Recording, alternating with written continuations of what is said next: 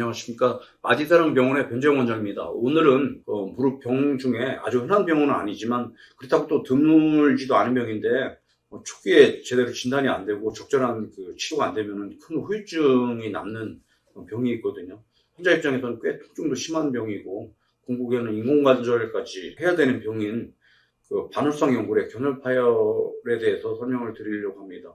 주로 이 반월성 연골의 견혈 파열은 환자분이 오금에 통증을 느끼고 무릎에 물이 많이 차고 통증을 많이 느끼는 그런 병이 되겠습니다. 반월성 연골의 이제 견혈 파열에 대해서 설명을 드리기 전에 먼저 반월성 연골에 대해서 좀 설명을 드릴까 합니다. 지금 보시는 것은 반월성 연골을 설명하기 위한 모식도인데 무릎의 관절의 뼈는 일자가 아닙니다. 이렇게 둥글게 되어 있고 둥근 뼈를 관절 연골이라고 하는 뼈를 보호하는 연골층이 위아래 대퇴골과 경골에 쌓여 있고 그 중간에 이제 그림에서 보시는 바와 같이 반월성 연골이 놓이게 되면서 안정적으로 관절을 유지하게 되는데, 뼈를 싸고 있는 관절 연골은 관절을 움직이는데 상당히 잘 구성이 되어 있고 효과적이지만 스트레스나 체중 부하나 이런 데는 상당히 약한 조직이 되기 때문에 반월성 연골이 상당히 기능이 중요한데, 반월성 연골은 기계를 치면 스프링 같은 역할과 충격을 흡수하는 베어링 역할을 같이 하고 있거든요.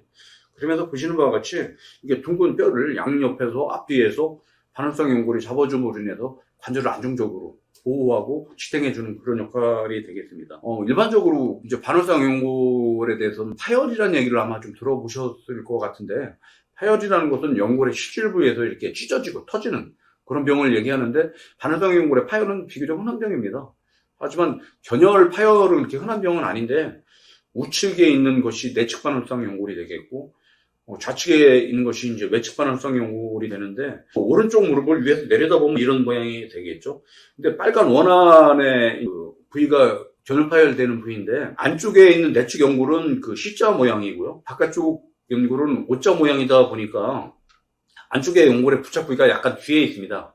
그러다 보니까 무릎을 구부렸을 때, 쪼그리고 앉을 때 힘이 들어가면은 상당한 스트레스가 가는 부위가 그 부위인데, 대부분 이 부위에서 연골이 뼈에서 떨어지는 견혈 파열이 일어나는 부위가 되겠습니다. 정상적인 반월성 연골의 부착 부위가 앞뒤로 연골이 뼈에 붙어 있다면 안정적인 연골의 기능을 유지할 수가 있을 텐데, 만약에 연골이 뼈에서 떨어져 있다면은 이 연골은 갑자기 하루아침에 연골의 기능이 없어져 버리는 것이니까, 기계를 치면 하루아침에 충격을 흡수하는 스프링이 부러지거나 끊어지거나 아니면 베어링이 다 빠져버리는 그런 상황하고 똑같기 때문에, 견혈 파열이 되는 순간부터 관절은 손상이 되고 관절염이 올 수밖에 없게 되거든요. 또한 이 견혈 파열된 연골은 저절로 붓거나 주사나 약물 가지고 뼈에서 떨어진 연골이 붙을 수가 없습니다. 한번 떨어진 연골은 만성적으로 진행이 되면서 붙을 수 없는 환경이 되겠고요. 이게 진행이 되다 보면은 뼈를 싸고 있는 연골이 다 너덜거리게 떨어져 나가고 위아래 뼈가 노출이 되는 아주 심한 관절염이 오게 되는데, 우리가 알고 있는 관절염은 보통 나이가 먹어서 노화와 관련돼서 늙어서 오는 것이 관절염이지만은, 견혈 파열이 돼서 오는 관절염은 나이와는 무관하게 아주 급속하게 진행이 되는데, 진행의 속도가 너무 빠르기 때문에 보통 6개월, 보통 한 1년 사이에 아주 심각하게 관절염으로 진행이 되는 아주 그런 후유증이나 합병증이 큰 병이 되겠습니다.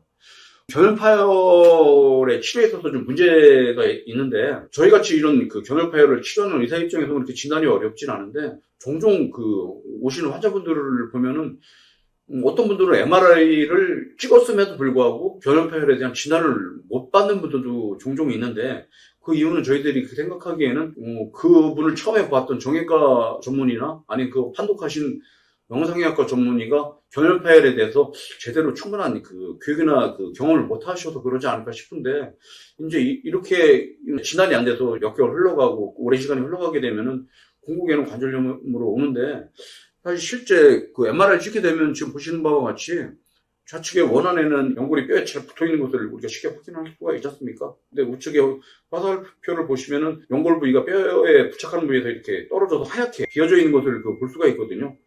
그렇기 때문에 MRI 보게 되면은 진단 내리는 건 그렇게 어렵지가 않습니다. 만약에 이런 견혈 파열 환자분이 온다면은 반월성 연골도 손상이 심하고 관절에도 연골이 손상이 되고 관절염이 오는 이런 상황을 쉽게 볼 수가 있는데, 이런 분들 같은 경우에 적절하게 치료가 안 되면은 관절염이 온다고 말씀을 드렸는데, 지금 보시는 그 엑스레이 사진은 제가 10년 전에 견열 파열을 진단 내드렸는데, 그때 그분이 수술을 저희 병원에서 안 하시고 이제 다른 병원 알아보시겠다고 갔는데, 그때 그분 나이가 40대 중반이었거든요. 근데 그분이 1년 후에 저희 병원에 다시 오셨는데, 지금 우측 그림에서 보시는 바와 같이 뼈가 완전히 붙어 있는 거의 이제 말기 상태, 관절염 상태로 왔는데, 사실 그때만 해도 치료 방법이 인공관절 수술밖에는 사실 방법이 없었거든요. 그래서 이렇게 심각한 관절염으로 진행이 되는 후유증을 남길 수 있는 병이 견열파열이기 때문에 주의가 상당히 요하는 병이 되겠습니다. 그럼 이제 견열파열이 있게 된다면 어떻게 치료하는 것이 올바른 치료법인가에 대해서 좀 설명을 드리려고 하는데요. 일단은 비수술적인 치료, 약물이나 주사 치료는 절대 안 됩니다.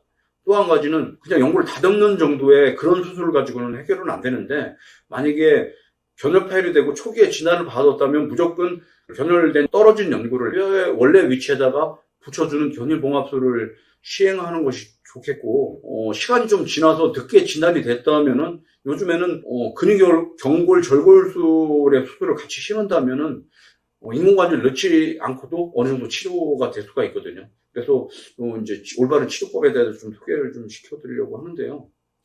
대부분의 그 일반적인 수술을 하게 되면은 견인봉합술을 고려하지 않고 그냥 다듬는 정도로 진행을 하게 되는데, 부분절제 수술을 가지고는 절대 관절염이 오는 것을 예방하거나 치료가 될 수가 없습니다. 견인봉합술을 해야 되는데 환자분들한테 쉽게 설명하고 이해를 돕기 위해서 그 모식도를 그려놓은 것인데, 실로 떨어진 연골을 봉합을 해서 뼈 아래쪽으로 터널을 뚫고 고정을 시켜주는 그 견인봉합술인데, 사실 그렇게 쉬운 수술은 아닙니다. 근데 어쨌든 저희들은 이런 수술을 한 지가 꽤 오래됐고 요즘에는 상당히 좋은 결과를 얻고 있기 때문에 저희는 초기에 환자분들이 오신다면은 무조건 이 견인봉합술을 권해드리고 있습니다.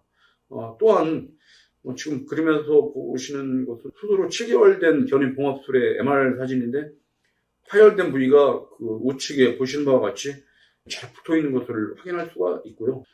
대부분의 이제 많은 환자분들 같은 경우에 견열파열이 초기에 진단이 안 되고 치료가 안 되고 좀 늦게 병원에 오시는 분들이 있는데, 대부분 이런 분들은 예외 없이 관절염이 진행이 되겠고요.